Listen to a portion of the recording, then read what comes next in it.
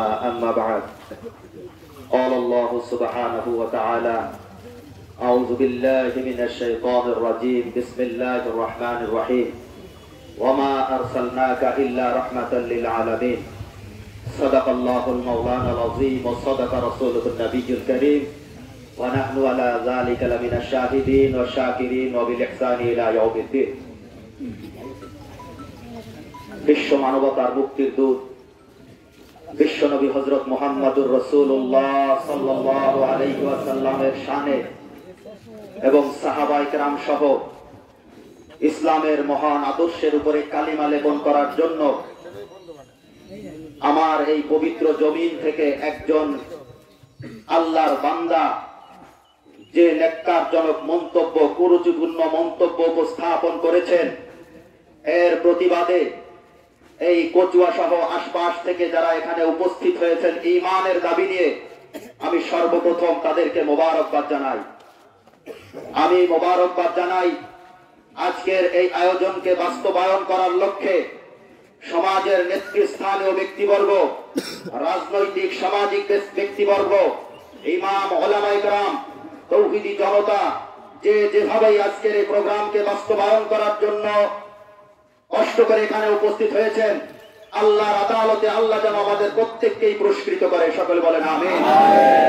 সম্মানিত উপস্থিতি, আজকের প্রোগ্রাম এখন পর্যন্ত সুশৃঙ্খল ভাবে যাদের তত্ত্বাবধানে পরিচালিত হচ্ছে বাংলাদেশ সরকারের পুলিশ প্রশাসন সহ উপজেলার নেতৃবৃন্দ প্রশাসনের দায়িত্বরত ব্যক্তিবর্গের সার্বিক সহযোগিতা আমরা কৃতজ্ঞতা ভরে স্বীকার করছি।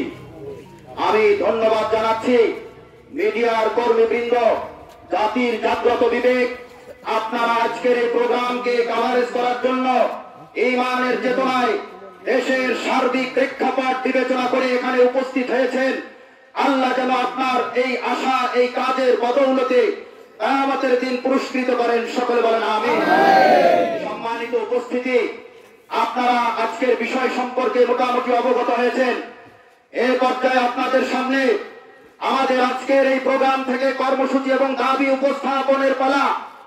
আমি আপনাদের সামনে সুস্পষ্ট ভাবে বলতে চাই, ইতিহাসের কুলাঙ্গতম ব্যক্তি এই কুলাঙ্গার সন্তানের হেদায়েতের জন্য আল্লাহর দুয়ারে দরজা খোলা আছে। আমরাও হেদায়েতের ডাক তাকে দিব, কিন্তু আল্লাহর আদালতে যদি মঞ্জুরি না থাকে, সে যদি হেদায়েতের দুয়ারে নিজের সিজদাকে অবরত না করে, তাহলে তার ভাগ্যে সিজদার এই সুযোগ আল্লাহ দিবেন না। তাই আমি আপনাদের কাছে দাবি জানাতে চাই, আজকের পর থেকে প্রশাসনের অগ্রগণী যে ভূমিকা দেখেছিলাম, কিন্তু আইনের ফাঁক ফোকর দিয়ে তার জামিন এবং সে স্বেচ্ছায় সে সুন্দরভাবে মুক্ত বাতাসে বের হওয়ার যে সুযোগ পেয়েছে, এটা মুমিনের হৃদয়ের রক্তক্ষরণের কারণ হয়ে দাঁড়িয়েছে। সম্মানিত উপস্থিতি, আজকের প্রোগ্রামের পক্ষ থেকে আপনাদের কাছে এবং মিডিয়ার কর্মীবৃন্দের মধ্যে প্রশাসনের ঊর্ধ্বতন নেতৃবৃন্দের কাছে খবর পৌঁছে দিতে চাই, অবিলম্বে নাস্তিক মুরাদের জামিন বাজেয়াপ্ত করে গ্রেফতার করে দৃষ্টান্তমূলক শাস্তি স্থাপন করতে হবে। দ্বিতীয় নম্বরে আমরা বলতে চাই, বাংলাদেশের প্রচলিত আইনে ধর্মীয় বিষয়ে কটূক্তিকারীর যে শাস্তির বিধান রয়েছে, সেই বিধানকে সর্বোচ্চ বিধানে রূপান্তরিত করে ব্লাসফেমি আইনে রূপান্তর করার জোর দাবি জানাচ্ছি, যাতে করে ভবিষ্যতে কোন ব্যক্তি, কোন জাতি গোষ্ঠীর সদস্য কোন প্রকার ধর্মীয় ভাব আবেগের কথা, উস্কানিমূলক কথা বলার হিম্মত না করে। সম্মানিত উপস্থিতি, আপনাদের সামনে আরেকটা দাবি আমরা উপস্থাপন করছি, যতক্ষণ পর্যন্ত উক্ত বিষয়ের সুষ্ঠু এবং গ্রহণযোগ্য সমাধান আমাদের সামনে উপস্থিত না করা হবে, তার সাথে সকল প্রকার সামাজিক সম্পর্ক বয়কট করতে হবে এবং অভিযুক্ত ব্যক্তির ব্যাপারে কচুয়া বণিক সমিতি, কচুয়া বাজার কমিটির পক্ষ থেকে স্থায়ীভাবে বয়কট আদেশ অব্যাহত রাখতে হবে।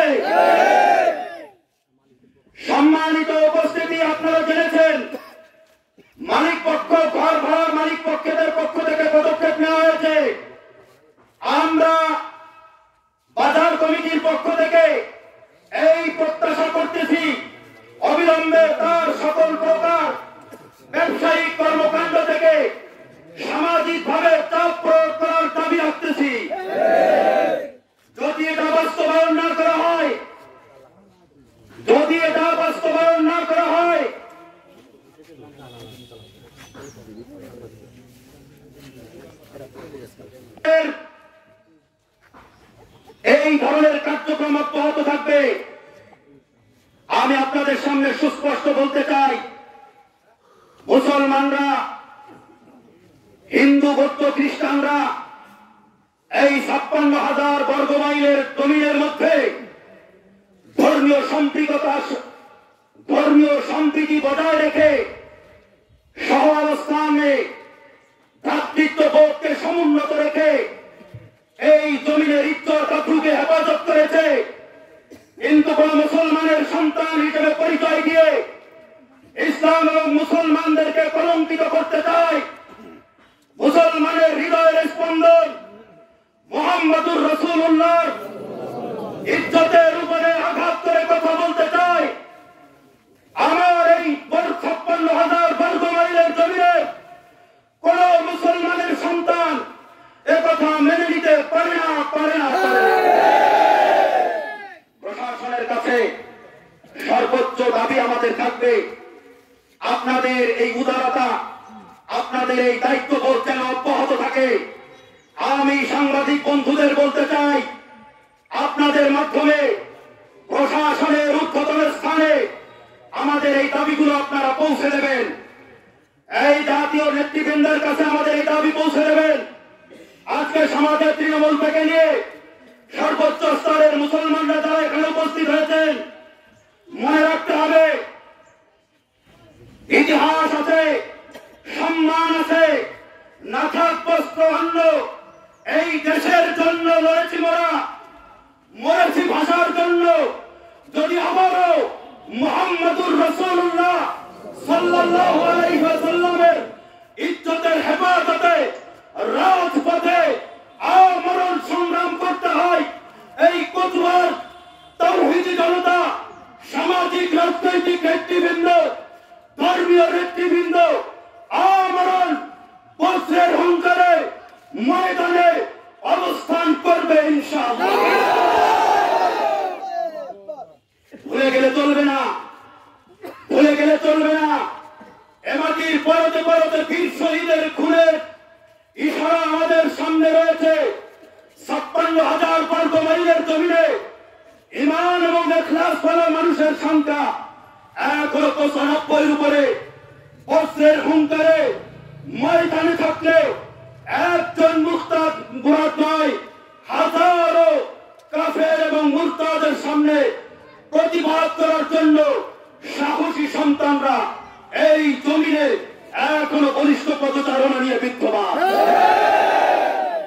সম্মানিত উপস্থিতি, আপনাদের এই আগমনকে আমরা স্বাগত জানিয়ে আর একটা কথা বলতে চাই, আমাদের দাবি যদি অবিলম্বে মেনে যদি না নেওয়া হয়, তাহলে এর পরবর্তীতে আমাদের নীতি নির্ধারক মহলের সাথে পরামর্শ সাপেক্ষে আবারও কঠিন লাগাতার কর্মসূচির ঘোষণা করা হচ্ছে।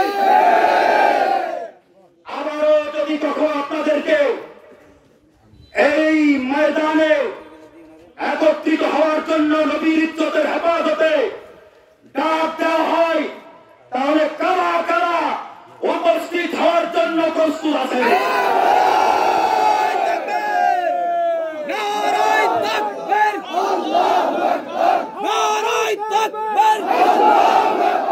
আমরা সবাই রাসূল সেনা ভাই করি না বুলেট বোমা। নারায়ে তাকবীর।